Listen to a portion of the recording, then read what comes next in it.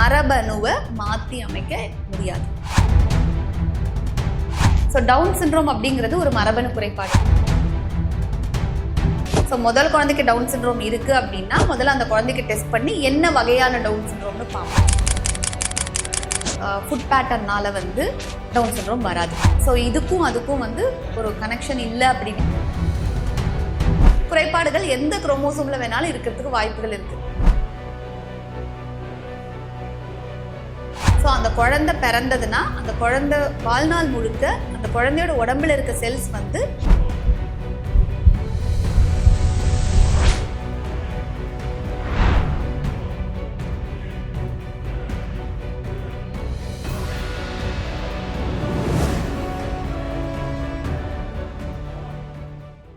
வாழ்த்துக்கள் மேம். உங்களை பற்றி நம்ம நேயர்கள் கூட ஷேர் பண்ணிக்கோங்க. நான் doctor Usha Nandini Maniram Krishna, foetal medicine specialist, tiny hearts hospital, Thanjavur. கருவில் இருக்க குழந்தைங்களுக்கான ஸ்பெஷல் டாக்டர் நான். ஓகே மேம், இன்னைக்கு நம்ம பார்த்தீங்கன்னா டவுன் சிண்ட்ரோம் பற்றின ஒரு விழிப்புணர்வு தினத்தில் இணைஞ்சிருக்கோம் அப்படின்றதுனால ஃபர்ஸ்ட் இந்த டவுன் சிண்ட்ரோம்னா என்ன மேம்? முதல்ல ஆதிரை எஃப்எம்க்கு என்னோட நன்றிகள். ஏன்னா வந்து டவுன் சிண்ட்ரோம் பற்றி இப்போதான் கொஞ்சம் பேருக்கு வந்து தெரிய ஆரம்பிச்சிருக்கு. டவுன் சிண்ட்ரோம்னா என்ன, இந்த குறைபாடை கருவில் இருக்கப்பவே கண்டுபிடிக்க முடியும். அதனால வந்து இந்த மாதிரி குறையுள்ள குழந்தைகள் பிறக்கிறதையும் நம்ம தடுக்க முடியும். ஏர்லியாக வந்து நம்ம டயக்னோஸ் பண்ணி அதுக்கேற்ற மாதிரி நம்ம அதுக்கு தெராப்பி கொடுக்க முடியும் அப்படிங்கிறதே வந்து இப்போதான் நம்ம கண்ட்ரியில் வந்து ஒரு விழிப்புணர்வே வந்துட்டு இருக்கு. அந்த வகையில் பார்க்குறப்ப இந்த வேர்ல்டு இந்த டவுன் சிண்ட்ரோம் டே வந்து நம்ம ஒரு அவேர்னஸ் ப்ரோக்ராம் பண்ணுறது வந்து ஃபர்ஸ்ட் உண்மையாக ரொம்ப ஒரு நல்ல காஸ். ஸோ அதுக்கு என்னோட வாழ்த்துக்கள். ஸோ டவுன் சிண்ட்ரோம் அப்படிங்கிறது ஒரு மரபணு குறைபாடு. நம்ம உடம்புல வந்து நிறைய மரபணுக்கள் இருக்குது. மரபணு அப்படிங்கிறது என்னன்னா குரோமோசோம்ஸ் அப்படின்னு சொல்லுவோம். ஸோ குரோமோசோம்ஸ், ஜீன்ஸ் அப்படின்னு எல்லாம் சொல்லுவோம். குரோமோசோம்ஸ் அப்படிங்கிறது தான் நம்ம அம்மா அப்பா கிட்ட இருந்து ஒரு குழந்தைக்கு போகக்கூடிய அந்த செல்ஸ். ஸோ அம்மா அப்பா கிட்ட இருந்து வந்து ஒவ்வொரு செல் தான் வந்து சேர்ந்து ஒரு குழந்தையா வந்து ஒரு 10 மாசத்துல பிறக்குது. ஸோ அப்போ அத்தனை இன்ஃபர்மேஷனுமே அந்த அம்மா அப்பா கிட்ட இருந்து அந்த ஒவ்வொரு செல் மூலயமா வந்து போயிடுது. ஸோ அதில் இருக்கக்கூடிய இன்ஃபர்மேஷன்ஸ் இதெல்லாமே வந்து குரோமோசோம்ஸில் இருக்கும். ஸோ அந்த குரோமோசோம்ஸில் குறைபாடுகள் இருந்ததுன்னா ஒருத்தங்களுக்கு வந்து ஒன்று உடம்புல பிரச்சனை இருக்கலாம், இல்லை இந்த மாதிரி மரபணு ப்ராப்ளம் இருந்ததுன்னா மூளை வளர்ச்சி குறைபாடு உள்ள பிரச்சனைகள், இல்லை வேற ஏதாவது ஆர்கன்ஸில் ப்ராப்ளம்ஸு, அதோட செயல்பாடு ஃபங்க்ஷன்ஸில் ப்ராப்ளம்ஸ், இந்த மாதிரி எல்லாம் இருக்கலாம். இதை இன்னும் சிம்பிளாக வந்து உங்களுக்கு புரியறதுக்காக இதில் பார்த்தோம்னா இந்த படத்தில் நமக்கு மரபணுக்களோட ஃபோட்டோ இது. ஸோ மொத்தம் 23 ஜோடி குரோமோசோம் நம்ம உடம்புல வந்து இருக்கும். இது பார்த்தோம்னா நம்ம இப்படி பேராக இருக்கும். ஸோ நம்ம செப்பல் மாதிரி ஒவ்வொரு பேராக இருக்கு இல்லையா? ஸோ ஏன்னா ஒரு செட்டு ஃபுல்லாக வந்து அம்மா கிட்டேருந்து வரும், ஒரு செட்டு ஃபுல்லாக அப்பா கிட்டேருந்து வரும். ஸோ இதே மாதிரி 23 ஜோடி குரோமோசோம் அம்மா அப்பா கிட்டேருந்து ஒரு குழந்தைக்கு வந்து போகும். இதில் குறைபாடுகள் எந்த குரோமோசோமில் வேணாலும் இருக்கிறதுக்கு வாய்ப்புகள் இருக்குது. ஆனால் அதில் மேக்சிமம் காமனஸ்ட் காஸ் அப்படிங்கிறது டவுன் சிண்ட்ரோம். ஸோ அந்த டவுன் சிண்ட்ரோம்னா என்ன அப்படின்னா இந்த 21வது குரோமோசோம் இங்கே இருக்கு இல்லையா, அந்த லாஸ்ட் 21st குரோமோசோமில் தான் வந்து குறைபாடு இருக்கிறதுக்கு பேர் யூஸ்வலாக டவுன் சிண்ட்ரோம்னு சொல்லுவோம். அந்த டவுன் சிண்ட்ரோமில் இந்த மாதிரி 2 மரபணுக்களுக்கு பதில் 3ஆக பிரிஞ்சிருக்கும். அது ஒரு வகையான டவுன் சிண்ட்ரோம். ஸோ அதுதான் நம்ம காமனாக பார்க்கக்கூடிய டவுன் சிண்ட்ரோம் குறைபாடு. மேம், இப்போ வந்து டவுன் சிண்ட்ரோம்னா என்னன்னு சொன்னீங்க, அந்த குரோமோசோமில் ஏற்படக்கூடிய ஒரு சின்ன டிசார்டர் தான் நமக்கு டவுன் சிண்ட்ரோம் சொன்னீங்க இல்லையா? இப்போ பார்த்தீங்கன்னா டவுன் சிண்ட்ரோம் இருக்குது அப்படிங்கிறத நம்ம ஃபஸ்ட்டு எப்போ கண்டுபிடிக்க முடியும்? ஓகே, டவுன் சிண்ட்ரோம் இருக்குது அப்படிங்கிறத கண்டுபிடிக்கிறதுக்கு டெஸ்ட்டுகள் இருக்குது. ஸோ அதில் நம்ம முக்கியமாக இப்போ ப்ரெக்னன்சியில் எப்படி இதை கண்டுபிடிக்கலாம் அப்படிங்கிறத நம்ம பார்க்கணும். ஸோ ப்ரெக்னன்சியில் ஒவ்வொரு பெண்ணுக்கும், ஒவ்வொரு கர்ப்பிணி பெண்ணுக்கும் எல்லாருக்கும் தெரியும் 3 மாதத்தில் ஒரு ஸ்கேன் சொல்லுவோம். ஸோ 3 மாதத்தில் NT ஸ்கேன் அப்படின்னு சொல்லுவோம், 5 மாதத்தில் அனாமலி ஸ்கேனுன்னு சொல்லுவோம், அதுக்கப்புறம் 7, 8, 9 மாதத்தில் வந்து க்ரோத் ஸ்கேனுன்னு சொல்லுவோம். இந்த மாதிரி ஒவ்வொரு பேஷண்ட்டுக்கு ஏற்ற மாதிரி வந்து ஸ்கேன்ஸ் வந்து சொல்லுவோம். ஆனால் இந்த நான் சொன்ன இந்த 3 ஸ்கேன் எல்லா ப்ரெக்னன்சிலுமே எல்லா பெண்களும் கண்டிப்பாக வந்து பண்ணிக்க வேண்டிய ஒரு விஷயம். இதில் இந்த 3 மாதத்து scan, first trimester scan, NT scan அப்படின்னு சொல்லுவோம். 11லேருந்து 14 வாரங்களுக்குள்ளே பண்ணக்கூடிய ஸ்கேன் தான் அந்த ஸ்கேன். ஸோ அந்த ஸ்கேன் பண்ணுறப்ப அந்த குழந்தையோட NTயை ஸ்கேன் மூலிமா நாங்கள் மெஷர் பண்ணுவோம். அதில் ஏதாவது வித்தியாசங்கள் இருந்தாலோ, இல்லை குழந்தைக்கு உடம்புல ஏதாவது அந்த நேரத்தில் குறைபாடுகள் இருந்தாலோ நம்ம டவுன் சிண்ட்ரோம் இருக்கா அப்படிங்கிறத யோசிப்போம். அதுக்கடுத்து அந்த ஸ்கேனோட சேர்த்து அதே நாளில் வந்து ஒரு பிளட் டெஸ்ட் பண்ணுவோம். அந்த பிளட் டெஸ்ட் என்னன்னா அம்மாவோட பிளட் எடுத்து குழந்தைக்கு மரபணு குறைபாடு இருக்க வாய்ப்பு இருக்கான்னு பார்க்கக்கூடிய டெஸ்ட். அது எப்படி பண்ணுவோம்னா அம்மாவோட பிளட்டு கொஞ்சம் எடுத்து, ஒருவேளை அந்த அம்மாவுக்கு கருவில் இருக்க குழந்தைக்கு டவுன் சிண்ட்ரோம் இருக்குன்னா அந்த அம்மாவோட பிளட்ல வந்து சில சேஞ்சஸ் இருக்கும். அந்த சேஞ்சஸை வந்து நம்ம ஸ்டடி பண்ணி பார்க்குறப்ப அவங்க கேரி பண்ணுற அந்த குழந்தைக்கு டவுன் சிண்ட்ரோம் ரிஸ்க் இருக்க வாய்ப்பு ஜாஸ்தியா இல்லை கம்மியா அப்படின்னு சொல்லுவோம். அதை high risk for Down syndrome, low risk for Down சிண்ட்ரோம்னு சொல்லுவோம். அந்த பிளட் டெஸ்ட்டோட முடிவும் வந்ததுக்கு அப்புறம் அதுல ஹை ரிஸ்க்னு வந்ததுன்னா அந்த அம்மாவுக்கு வந்து ஃபர்தரா டெஸ்டிங் பண்ணணும். எதுக்காகனா கருவில் இருக்க குழந்தைக்கு டவுன் சிண்ட்ரோம் இருக்கான்னு கன்ஃபார்ம் பண்றதுக்காக. ஏன் அந்த பிளட் டெஸ்டே வந்து போதாதா, ஹை ரிஸ்க்னு வந்தா வந்து டவுன் சிண்ட்ரோம் தானா அப்படின்னு நிறைய பேர் கேட்பாங்க. நிறைய பேருக்கு அந்த டவுட்ஸ் இருக்கு. ஈவன் பேஷண்ட்ஸ்க்கு, டாக்டர்ஸ்க்கு நிறைய பேருக்கு அந்த டவுட் இருக்கு. பட் ஆனா நம்ம அம்மாவிலேருந்து பிளட் எடுக்கிறப்ப அது ஒரு ஸ்கிரீனிங் டெஸ்ட் அப்படின்னு சொல்லுவோம். ஸ்கிரீனிங் டெஸ்ட் அப்படின்னா என்னன்னா, ஒரு குறைபாடு இருக்க வாய்ப்பு இருக்கா இல்லையா அப்படிங்கிறது. இதையும் இன்னும் சிம்பிளா நம்ம தெரிஞ்சுக்கணும்னா, இப்போ ஒருத்தங்களுக்கு வந்து சுகர் வியாதி இருக்குன்னு நாங்கள் டவுட் படுறோம்னு வச்சுக்கோங்களேன். அப்போ போய் பிளட் எடுத்து சுகர் செக் பண்றோம். அந்த இனிஷியலா ஒரு பிளட் எடுத்து ஒரு சுகர் செக் பண்றப்ப அந்த வேல்யூ வந்து ஒருவேளை கூடுதலா வருது அப்படின்னா உடனே எந்த டாக்டருமே அவங்க சுகர் வியாதி உள்ள பேஷண்ட்னு சொல்ல மாட்டோம். என்ன சொல்லுவோம், உங்க ரத்தத்துல வந்து கொஞ்சம் சுகர் கூட இருக்க மாதிரி இருக்கு, பட் ஆனா நீங்க சாப்பிட்டு வந்திருப்பாங்க, அந்த பேஷண்ட் காலையில ஸ்வீட் சாப்பிட்டுருப்பாங்க, காலையில ஃபுட்டு சாப்பிட்டுருப்பாங்க, சாப்பிட்டுருக்க மாட்டாங்க, ஜூஸ் குடிச்சிருப்பாங்க, எது வேணாலும் குடிச்சிருப்பாங்க, அதனால அந்த குளுக்கோஸ் லெவல் மாறி இருக்கா இல்ல உண்மையாலுமே அந்த பேஷண்ட்டுக்கு வந்து டயபெட்டிக் வியாதி இருக்கா அப்படிங்கிறத பார்க்கணுங்கிறதுக்கு என்ன சொல்லுவோம், அடுத்த நாள் காலையில எம்டி ஸ்டமக்ல ஃபாஸ்டிங் ஸ்டேட்ல பிளட் டெஸ்ட் பண்ணுங்க, அதுக்கப்புறம் சாப்பிட்டதுக்கு அப்புறம் பிளட் டெஸ்ட் பண்ணுங்க, அதுக்கப்புறம் HbA1c டெஸ்ட் பண்ணுங்க. இதெல்லாம் பார்த்துட்டு அதை தான் கன்ஃபர்மேட்டரி டெஸ்ட்னு சொல்லுவோம். ஸோ முதல் டெஸ்ட் ஸ்கிரீனிங் டெஸ்ட்ல ஒரு டவுட் இருந்ததுன்னா கண்டிப்பாக கன்ஃபர்மேட்டரி டெஸ்ட் பண்ணி தான் நம்ம அந்த வியாதி இருக்காங்கிறத சொல்லணுங்கிறது சில வியாதிகளுக்கு அப்படி சயின்டிஃபிக்கா நம்ம சொல்றோம். அதே பிரின்சிபிள் தான் இந்த டவுன் சிண்ட்ரோம் ஸ்கிரீனிங் டெஸ்ட்டும். ஸோ நான் ஏற்கனவே சொன்ன மாதிரி NT ஸ்கேன் பண்ணிட்டு அதே நாள் அம்மாவோட பிளட் எடுத்து நம்ம கண்டிப்பா டெஸ்டிங் பண்ணி பார்க்கணும். இந்த டெஸ்டிங்கை எல்லா பிரெக்னன்சிக்குமே இப்போ நாங்கள் ரொட்டீனா வந்து அட்வைஸ் பண்றோம். ஸோ அது பண்றது மூலியமா நம்ம அந்த ஹை ரிஸ்க் பாப்புலேஷனை வந்து நம்மளால ஐடென்டிஃபை பண்ண முடியும். அதை ஐடென்டிஃபை பண்ணி அவங்களுக்கு டவுன் சிண்ட்ரோம் குழந்தை இருக்கா இல்லையாங்கிறத நம்ம தெரிஞ்சுக்கிறதுக்கு வழிகள் இருக்கு. ஓகே, இப்போ ஒரு பேஷண்ட்டுக்கு நம்ம டெஸ்டிங் பண்றோம். இப்போ லோ ரிஸ்க்னு வந்துடுச்சு அப்படின்னா அந்த அம்மாவுக்கு ரிஸ்க் கம்மி, ஸ்கேன்லயும் எல்லாம் நார்மலா இருக்கு, ஸோ நீங்க ஹாப்பியா போயிட்டு வாங்க, 5 மாதத்து ஸ்கேனுக்கு திரும்ப வாங்க அப்படின்னு சொல்லிடுவோம். ஒருவேளை அந்த முதல் டெஸ்ட்ல வந்து ஹை ரிஸ்க்னு வந்ததுன்னா அப்ப நம்ம அவங்களுக்கு ஃபர்தரா டெஸ்ட் பண்ணணும்னு கூப்பிட்டு நாங்க திரும்ப ஒரு கவுன்சிலிங் கொடுப்போம். அதுல இந்த மாதிரி உங்களுக்கு ஹை ரிஸ்க்னு வந்திருக்கு, ஸோ அதை கன்ஃபார்ம் பண்றதுக்கு நம்ம வயிறுல ஊசி போட்டு திரும்ப டெஸ்டிங் பண்ணி பார்க்கணும் அப்படிங்கிற ஆப்ஷனை சொல்லுவோம். அதை அவங்க அண்டர்ஸ்டாண்ட் பண்ணிக்கிட்டு நாங்க திரும்ப வந்து வயிறுல ஊசி போட்டு அந்த குழந்தையோட செல்ஸ் எடுக்கணும் இல்லையா, நம்ம அம்மாவோட பிளட்ல இருக்கிறது அம்மாவோட செல்ஸ், வேற குழந்தையோட செல்ஸை எடுக்கணும்னா கருவில் இருக்க அந்த குழந்தையோட செல்ஸை எடுத்து தான் நம்ம டெஸ்டிங் பண்ண முடியும். அதுலேயும் சில டைப்ஸ் இருக்கு. சில வாரங்கள்ல இந்த வாரத்துக்கு இப்படி தான் பண்ணணுங்கிற ஒரு இது இருக்கு. காமனா வந்து ஆம்னியோசென்டசிஸ் அப்படின்னு சொல்லுவோம்.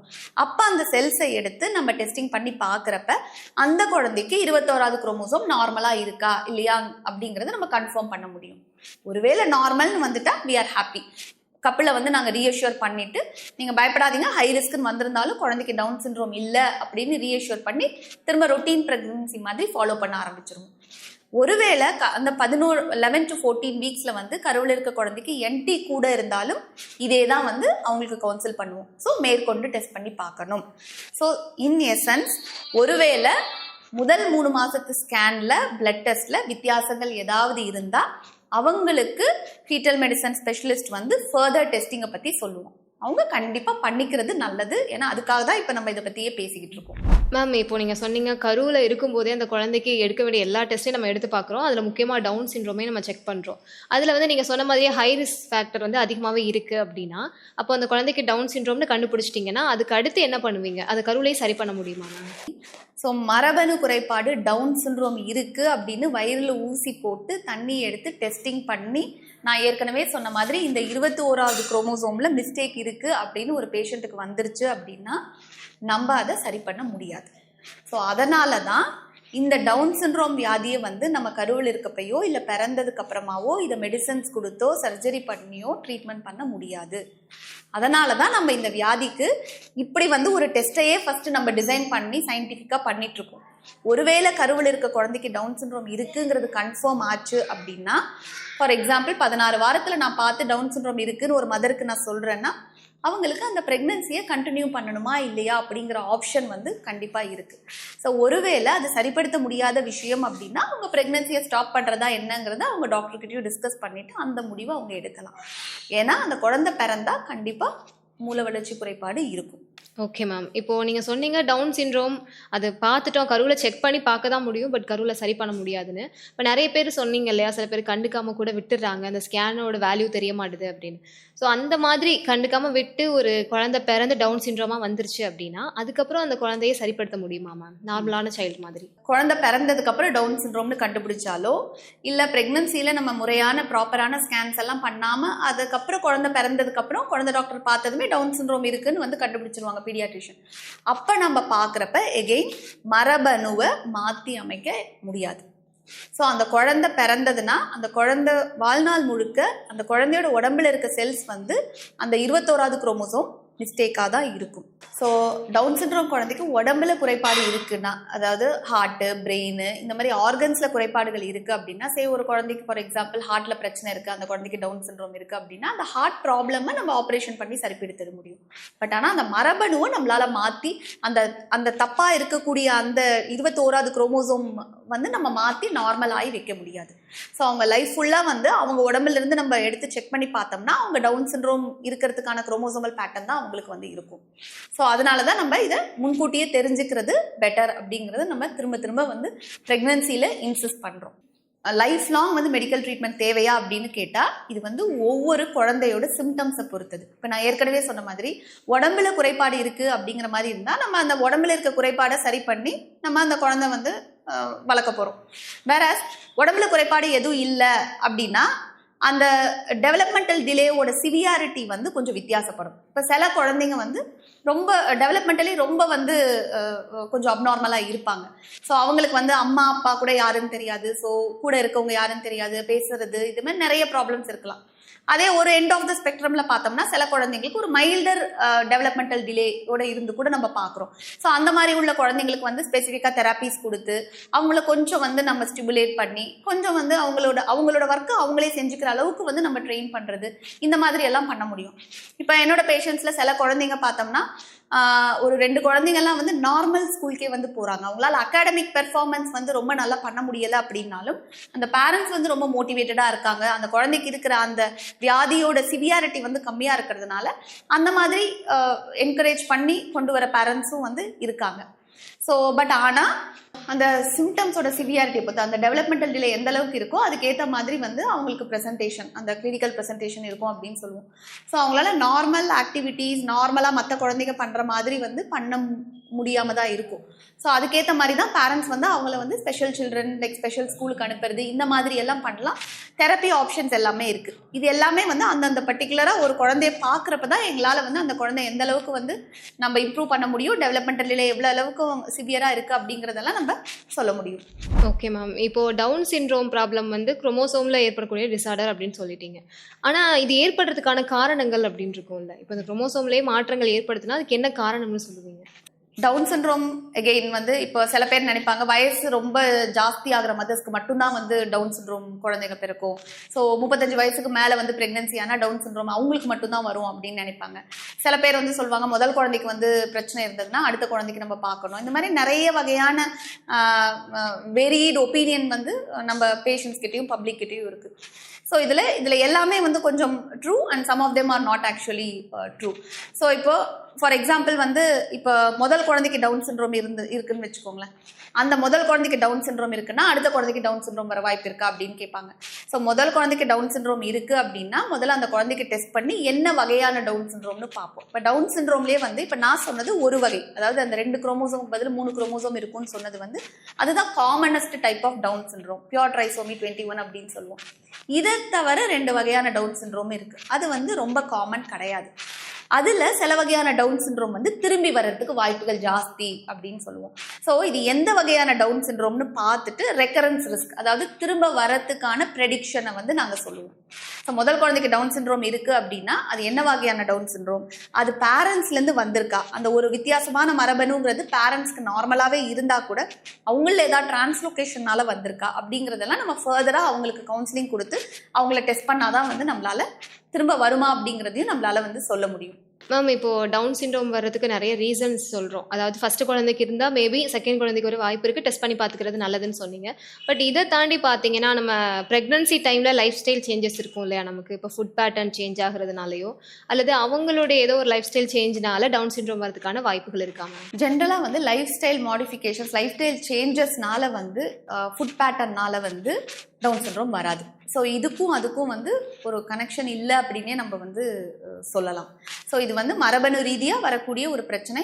அந்த அம்மா அப்பா சேர்ந்து அந்த செல்ஸ் ஃபார்ம் ஆகுறப்ப சில சமயம் ஃபேமிலியில் யாருக்குமே இல்லைன்னா கூட அந்த டிவிஷன் ஆஃப் செல்ஸில் வந்து வரக்கூடிய அப்நார்மாலிட்டினால டவுன் சிண்ட்ரோம் வரலாம். சில வகையான டவுன் சிண்ட்ரோம் நான் எகைன் சொன்ன மாதிரி வந்து டிரான்ஸ்லோகேஷன் ப்ராப்ளம் அப்படின்னு சொல்லுவோம். அந்த மாதிரி அம்மாக்கோ அப்பாக்கோ ஏதாவது ஒரு வித்தியாசம் மரபணுல இருந்தால் அவங்களுக்கு பிறக்கிற குழந்தைக்கு வரலாம். முதல் குழந்தைக்கு இருந்ததுன்னா அடுத்த குழந்தைக்கு வருதாங்கிறத நம்ம டெஸ்ட் பண்ணி பார்த்துக்கிறது நல்லது. இதுதான் காமன் காசஸ்ன்னு சொல்லுவோம். ஓகே மேம், இந்த டவுன் சிண்ட்ரோம் அப்படிங்கிறத இப்போ தான் நம்ம பெரும்பாலும் கேட்குற மாதிரி இருக்குது. ஸோ எப்போலேருந்து இது நடைமுறையில் இருக்குன்னு சொல்லுவீங்க? எந்த ஒரு வியாதியாக இருந்தாலும் அதோட இன்சிடென்ஸ் அப்படின்னு சொல்கிறது வந்து இட் டசன்ட் சேஞ்ச். அதாவது இப்போ நமக்கு ஆல்மோஸ்ட் ஒரு 10 to 20 இயர்ஸாக தான் வந்து இந்த டவுன் சிண்ட்ரோம்கான டெஸ்டிங்கே வந்து நம்ம வந்து ப்ரெக்னன்சியில் பண்ண முடியுது. அதனால் அதுக்கு முன்னாடி வந்து இது வந்து இந்த வியாதியே கிடையாது, இது புதுசாக வந்திருக்க வியாதி அப்படிங்கிறது வந்து it is a myth. So மரபணு குறைபாடுங்கிறது யாருக்கு வேணாலும் வரலாம், எப்படி வேணாலும் வரலாம். பல வருஷங்களாக வந்து இதெல்லாம் இருந்துகிட்டு தான் இருந்தது. பட் அப்போ இருந்த medical facilities and diagnostic ability was not this much. So இப்போ நம்ம இதை நிறைய குழந்தைங்க இந்த மாதிரி பிறக்கிறதுனால நம்ம இதுக்கான ஒரு டெஸ்ட்டை வந்து டிசைன் பண்ணி சயின்டிஃபிக்காக அதோட எஃபெக்டை ப்ரூவ் பண்ணி இப்போ நம்ம ப்ரெக்னன்சியில் ஆஃபர் பண்ணுறோம், அவ்வளோதான். ஸோ ஓவரால் வந்து எந்த ஒரு ப்ரெக்னன்சியாக இருந்தாலும் 100 பெண்கள் ப்ரெக்னென்ட் ஆகுறாங்கன்னா யாராவது அந்த 100 பேரில் 2 பேர் 3 பேருக்கு வந்து குறையுள்ள குழந்தைகள் இருக்கிறதுக்கு வாய்ப்புங்கிறது அந்த incidence remains constant for ever. Ma'am, இன்னைக்கு டவுன் சிண்ட்ரோம் தினத்தில் நிறைய நல்ல விஷயங்கள் பேசணும். ஒரு டவுன் சிண்ட்ரோம் அப்படிங்கிறது எப்படி உருவாகுது, அதை எப்படி ஹேண்டில் பண்ணலாம் அப்படிங்கிற நிறைய விஷயங்கள் ஷேர் பண்ணியிருக்கீங்க. பட் இதை தாண்டி இப்போ டவுன் சிண்ட்ரோமை வச்சிருக்க பேரண்ட்ஸ் இருக்காங்க இல்லையா, டவுன் சிண்ட்ரோமுடைய குழந்தைங்களுடைய பெற்றோர்களுக்கு நீங்கள் என்ன சொல்ல விரும்புறீங்க? டவுன் சிண்ட்ரோம் பிறந்ததுக்கப்புறம் டயக்னோஸ் பண்ணி அது வந்து ஃபஸ்ட்டு இனிஷியலாக வந்து பேரண்ட்ஸ்க்கு வந்து அது ஒரு ஷாக்காக தான் இருக்கும். ஏன்னா குழந்தை பார்க்க நார்மலாக இருக்குது, உள்ளே இருக்க ஆர்கன்ஸில் பிரச்சனை இருக்குது, குரோமோசோம்ஸில் பிரச்சனை இருக்குது. அப்படிங்கிறப்ப வந்து அந்த பேரண்ட்ஸ்க்கு வந்து இனிஷியலாக நிறைய பேரண்ட்ஸ் என்ன சொல்லுவாங்களா, குழந்தை பார்க்க நல்லா தானே இருக்குது அப்படிங்கிற மாதிரி கூட வந்து கேட்பாங்க. பட் ஆனால் வளர டெவலப்மெண்டல் ப்ராப்ளம் அப்படிங்கிறது என்னன்னா, ஒரு குழந்தை வளர ஒரு குழந்தை வந்து பிறந்து அதோட டெவலப்மெண்ட் கம்ப்ளீட் ஆகுறதுக்கு வந்து 2 வயசு ஆகிடும்னு சொல்லுவோம். அதாவது அது நிற்க வேண்டிய வயசுல நிற்கணும், நடக்க வேண்டிய வயசுல நடக்கணும், பேச வேண்டிய வயசுல பேசணும், ஸ்கூலுக்கு போய் பிஹேவியரல் ப்ராப்ளம்ஸ், இந்த மாதிரி ஒவ்வொரு ஸ்டேஜ்லையும் அந்த டெவலப்மெண்ட்டுங்கிறது ரொம்ப ரொம்ப முக்கியம். ஸோ அந்த மாதிரி பிறந்ததுக்கப்புறம் டவுன் சிண்ட்ரோம் இருக்க வாய்ப்பு இருக்குன்னு குழந்தை டாக்டர் சொன்னாங்கன்னா கண்டிப்பாக நம்ம வந்து ப்ராப்பராக வந்து ஒரு கவுன்சிலிங் எடுத்துட்டு அந்த குழந்தைக்கு டெஸ்டிங் பண்ணி பார்த்து அது டவுன் சிண்ட்ரோம் தானான்னு முதல்ல கண்டிப்பாக ப்ரூவ் பண்ணணும். அதுக்கப்புறம் அது என்ன டைப் ஆஃப் டவுன் சிண்ட்ரோம் அப்படிங்கிறத பார்க்கணும். ஏன்னா அதை பேஸ் பண்ணி நம்ம அடுத்து ஃபியூச்சர் ப்ரெக்னன்சிஸில் பிளான் பண்ணுறதுக்கு, ஃபர்தர் இவாலுவேஷன் பிளான் பண்ணுறதுக்கெல்லாம் அது ரொம்ப ஹெல்ப்ஃபுல்லாக இருக்கும். அதை தவிர அந்த குழந்தைக்கு ஒரு கம்ப்ளீட் இவாலுவேஷன், அந்த டெவலப்மெண்டலி வந்து வரக்கூடிய பிரச்சனைகள், ஸோ குழந்தைக்கு ஹார்ட்டில் ஸ்கேன் பண்ணி பார்த்துக்கிறது, ஹார்ட்டில் எக்ஸ்ட்ரா சவுண்ட் இருக்கா, இல்லை வேறு ஏதாவது தொந்தரவுகள் இருக்கா, இதெல்லாம் பார்த்து ஒரு எக்கோ ஸ்கேன் கண்டிப்பாக எல்லா டவுன் சிண்ட்ரோம் குழந்தைங்களுக்குமே நாங்கள் அட்வைஸ் பண்ணுவோம். இதை தவிர தேவைப்படுறவங்களுக்கு பிரெயினில் ஸ்கேன் பார்க்குறது, வேறு ஏதாவது வயிறில் ஸ்கேன்ஸ் பார்க்குறது, இதெல்லாம் வந்து குழந்தை டாக்டர் பார்த்துட்டு வந்து சொல்லுவாங்க. அதுக்கப்புறம் நம்ம ப்ராப்பராக வந்து ஒரு ஜெனட்டிக் கவுன்சிலிங் எடுத்துக்கிட்டு அதிலிருந்து வந்து அந்த குழந்தைக்கு என்னென்ன தேவையோ அதெல்லாம் நம்ம பார்க்குறது நல்லது. அதோட வந்து ப்ரிப்பேர்னஸ், ஓகே இந்த குழந்தைக்கு டெவலப்மெண்ட் வந்து கொஞ்சம் அப்நார்மலாக இருக்கிறதுக்கு வாய்ப்புகள் ஜாஸ்தி அப்படிங்கிறத அந்த பேரண்ட்ஸ் அண்டர்ஸ்டாண்ட் பண்ணிக்கிட்டு அதுக்கேற்ற மாதிரி வந்து அந்த குழந்தைய வந்து கொண்டு வரணுன்றது ரொம்ப ரொம்ப ஒரு முக்கியமான விஷயம். நான் ஏற்கனவே சொன்ன மாதிரி அந்த parental motivation is very very important. Especially இந்த மாதிரி குழந்தைங்க வளர்க்குறப்ப வந்து அவங்களுக்கு இதை பற்றியெல்லாம் வந்து ஒரு அவேர்னஸ் ரொம்ப முக்கியம். மேம், இன்னைக்கு டவுன் சிண்ட்ரோம் பற்றி நிறைய விஷயங்கள் ஷேர் பண்ணீங்க. நிறைய பேருக்கு அது பயனுள்ள தகவலாக இருந்திருக்கும் அப்படின்னு நம்புகிறோம். ஸோ இப்போ ஃபைனலாக நம்ம அதிரை எஃப்எம்க்கும் அதிரை எஃப்எம் நேயர்களுக்கும் என்ன சொல்ல விரும்புகிறீங்க? ஸோ முதல்ல அதிரை எஃப்எம்க்கு என்னோட நன்றிகள் அண்ட் வாழ்த்துக்கள். ஏன்னா இது வந்து ரொம்ப ஒரு முக்கியமான விஷயம். இப்போ இருக்கிற காலகட்டத்தில் டவுன் சிண்ட்ரோமை கருவில் இருக்கப்ப கண்டுபிடிக்க முடியுங்கிற அவேர்னஸ் வந்து இன்னும் நிறைய பேருக்கு இல்லை. ஸோ அதனாலேயே வந்து நிறைய பேர் இது எதுக்காக டெஸ்ட்டு, இப்போ நம்ம அம்மா காலத்தில் இது இருந்ததா, நம்ம பாட்டி காலத்தில் இது இருந்ததா, இது எதனால் பண்ணிக்கிறோம் அப்படின்னு நினைக்கிறாங்க. ஸோ அதுக்கான அவேர்னஸை நம்ம எந்த அளவுக்கு கொண்டு வரோமோ அந்த அளவுக்கு தான் வந்து அந்த குழந்தைங்களை நம்மளால ஐடென்டிஃபை பண்ண முடியும். ஸோ ஒரு குழந்தை அப்நார்மலாக பிறந்ததுன்னா அந்த ஃபேமிலிக்கே வந்து அது வந்து ஒரு ஒரு பெரிய ப்ராப்ளம் இல்லையா? ஸோ அந்த மாதிரி விஷயத்த நம்ம கருவில் இருக்கப்பவே கண்டுபிடிச்சிக்க முடியும் அப்படிங்கிற இன்ஃபர்மேஷன் முதல்ல எதுக்காக பண்ணுறோம், அடுத்தது எப்படி பண்ணணும். இப்போ நான் சொன்ன சில ஸ்கேன்ஸ்கள், பிளட் டெஸ்ட்டு, இதெல்லாம் கரெக்டாக நீங்கள் முறையாக அதை பார்க்கக்கூடிய டாக்டர்ஸ் கிட்ட, ஃபீட்டல் மெடிசன் டாக்டர்ஸ் கிட்ட வந்து பார்த்துக்கிறப்ப இதெல்லாம் நம்மளால் ஐடென்டிஃபை பண்ண முடியும். இது உங்கள் ஃப்யூச்சருக்குமே வந்து ரொம்ப ரொம்ப ஒரு முக்கியமான விஷயம்.